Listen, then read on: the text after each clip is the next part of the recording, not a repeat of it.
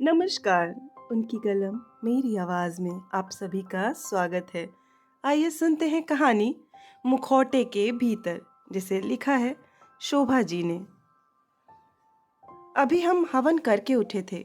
हवन में मेरे साथ मेरे पति कृष्ण, दोनों पुत्र प्राण एवं पूर्ण भी बैठे थे। यह शांति हवन हमने बाबूजी के लिए रखा था। सभी रिश्तेदार, मित्र एवं परिचित भी इस अवसर पर आए हुए थे।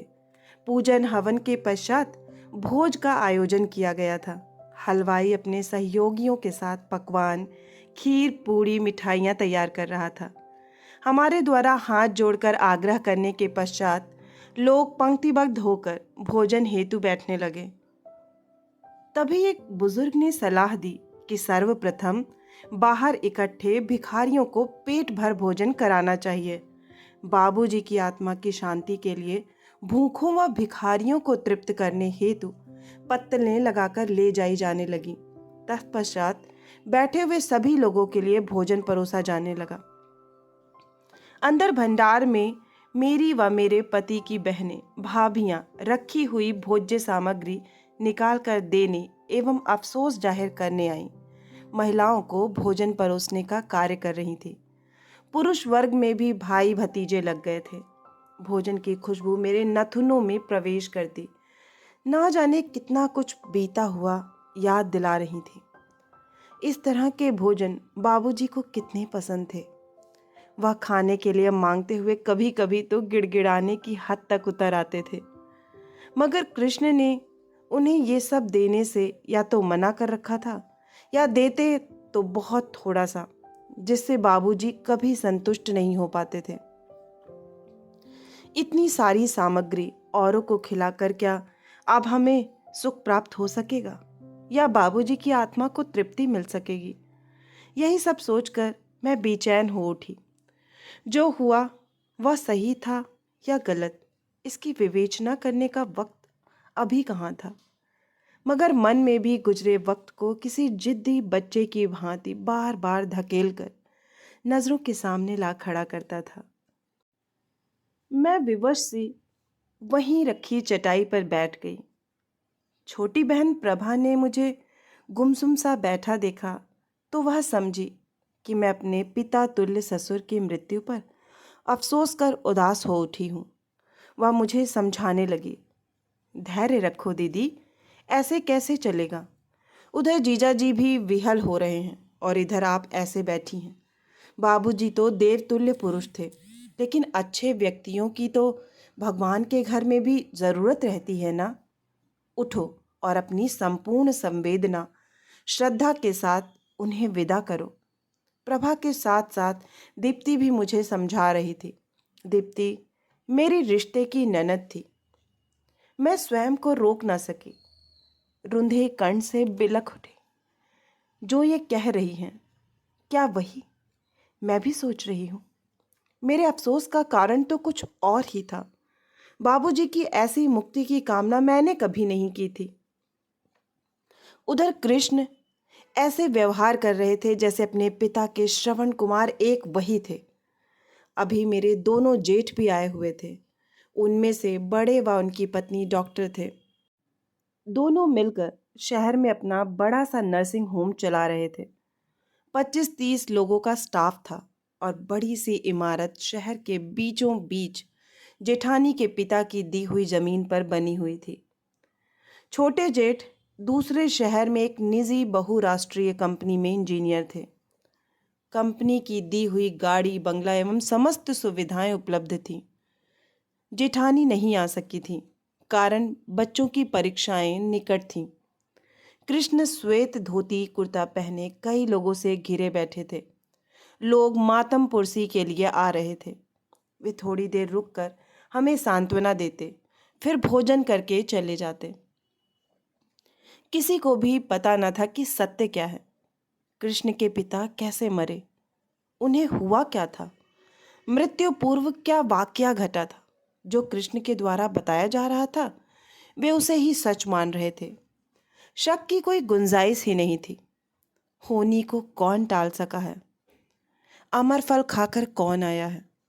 सुनते सुनते मेरे कान पक गए। क्या इस छल छंदेशी मुंह देखी कहने वालों की दुनिया में कुछ लोग भी ऐसे नहीं हैं जो खरी खरी कह सकें कि कृष्ण, तुमने अपने पिता को कितना तरसाया, उनके साथ क्या क्या सुलूक किया, जब जानते थे कि उनकी शारीरिक एवं मानसिक स्थिति इस लायक नहीं थी तो उन्हें कुंभ में ले जाने की क्या आवश्यकता थी। वहां वे कैसे मृत्यु को प्राप्त हुए। क्या आज पिता और पुत्र के मध्य शाश्वत विश्वास, स्नेह एवं सहानुभूति की ऊष्मा को पैसे एवं स्वार्थ का घुन चट कर गया है। सामान्य परिस्थितियों में मृत्यु का होना और बात है, मगर छल पूर्वक ला दिया जाना एक घनघोर अपराध। परिवार समाज के लिए एक व्यक्ति का होना ना होना, उसका जीवन मृत्यु बहुत कुछ मायने रखता है, सुख दुख का कारण बन सकता है। मैं अंतर यात्रा करती मौन बैठी थी। क्या मैं भूल सकती हूँ वह सब? मन ही मन मैं स्वयं को इस गुनाह में शामिल मान रही थी।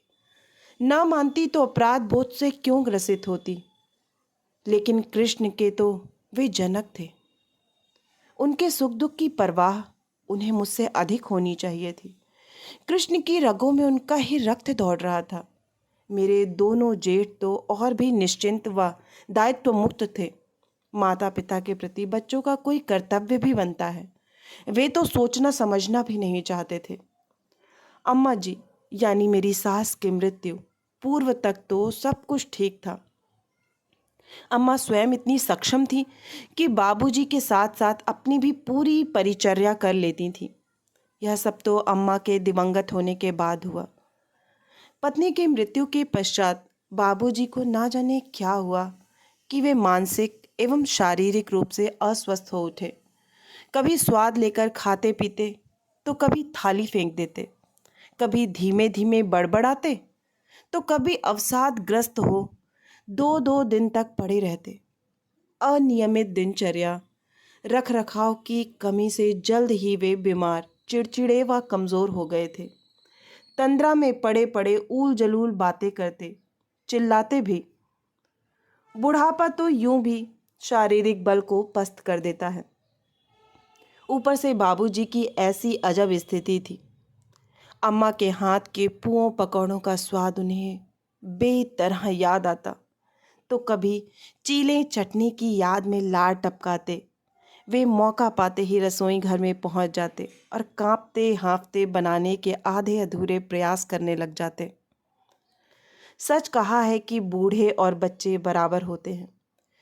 बाबूजी की पाचन शक्ति को जानते हुए हम अक्सर उनकी उचित अनुचित मांग नकार देते थे। ऐसे समय बाबूजी की बेबसी भरी दृष्टि मैं क्या भूल पाऊंगी। कभी कभी मैं पिघल जाती तो बाद में गंदगी और बदबू से दो चार होना ही पड़ता। डॉक्टर की ज़रूरत पड़ जाती। साथ ही कृष्ण संकालू हो मुझसे तकरार पर उतारू हो उठते और साफ सफाई के लिए मदद के वक्त झुंझलाते झल्लाते बाबूजी के साथ साथ मुझे भी कोसते। कितने अफसोस की बात है कि जिन बाबूजी ने अपने बेटों एवं परिवार के लिए अपना स्नेह, प्यार एवं समस्त पैसा रुपया कमाई खर्च कर दी थी, उन्हें हम सब के बीच खुशी के पलों में शरीक तक करना किसी को गवारा न था। एक बार तो बाजार से मंगाकर कुछ खा पी लेने पर बापूजी की चाय में कृष्ण ने दस्त लगने वाली गोलियां ही मिला दी थी, जिसके कारण वे खाट से लग गए एवं कुछ भी अंट शंट ना खाने के लिए बार बार माफ़ी मांगते रहे थे। कृष्ण मेरे पति थे, उनके विरोध की कल्पना मेरे अंदर बैठी भारतीय संस्कारी नारी कैसे कर सकती थी। मगर कृष्ण के अंदर छिपी शैतानियत को अनुभव कर मैं कांप जाती। क्या इसी दिन के लिए बाबूजी ने अपने बच्चों को पिट्ठू चढ़ाया होगा, चलना बोलना और दुनियादारी को समझने की शक्ति का अनुभव कराया होगा। क्या ये व्यक्ति यही सब कुछ बूढ़े, अशक्त, बीमार या अचेत होने पर मेरे साथ भी कर सकता है? तब मुझे कृष्ण अनजाने, अजनबी, क्रूर व हिंसा के पुतले दिखे।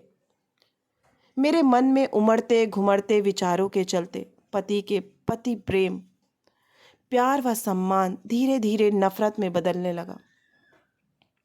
कल को हमारा बेटे प्राण व पूर्ण हमारे साथ यही सब या इससे भी बढ़कर करने लगे तो क्या होगा। मैं चिंतातुर रहती, मगर कृष्ण में हैवानियत के साथ साथ धूर्तता भी कम न थी। जो भी वे करते प्रायः बेटों से छिपकर ही करते। मेरे दोनों जेठों को रुपया पैसा मकान के साथ ही बाबूजी की भी दरकार ना थी। अतएव बाबूजी हमारे ही होकर रह गए थे और अपनी समस्त चल अचल संपत्ति कृष्ण के ही नाम लिख दी थी। अभी परिचितों स्वजनों के सामने घर के सब लोग ऐसा दिखावा कर रहे थे कि बाबूजी के जाने का सबसे अधिक गम उन्हीं को हो रहा है।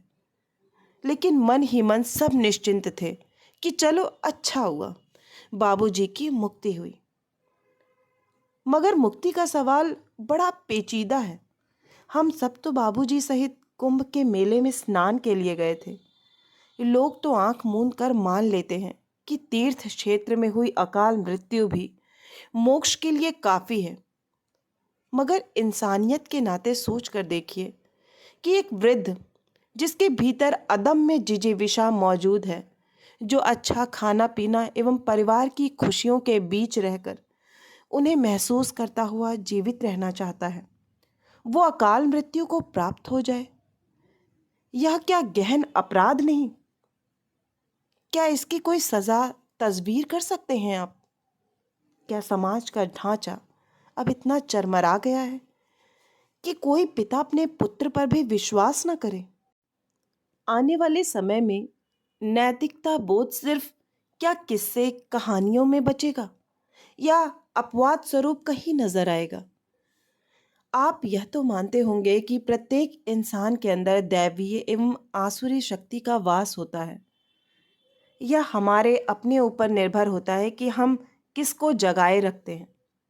अपने निर्दोष निष्कलुष मन की दैवीय शक्ति के सामने अपने अच्छे बुरे प्रत्येक कर्म का लेखा जोखा सभी को देना होता है।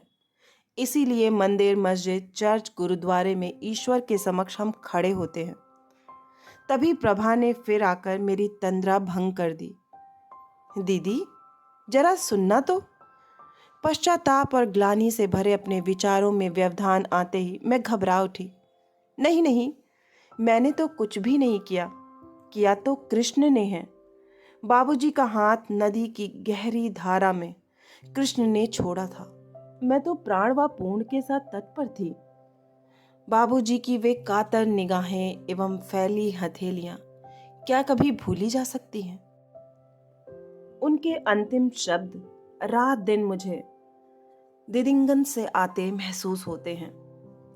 मुझे तकते हुए डपटे, क्या उल्टा सीधा बके जा रही हो?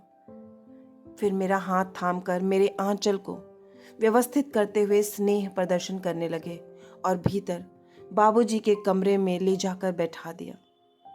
क्या मैंने बाबूजी के स्थान की प्रतिपूर्ति की है?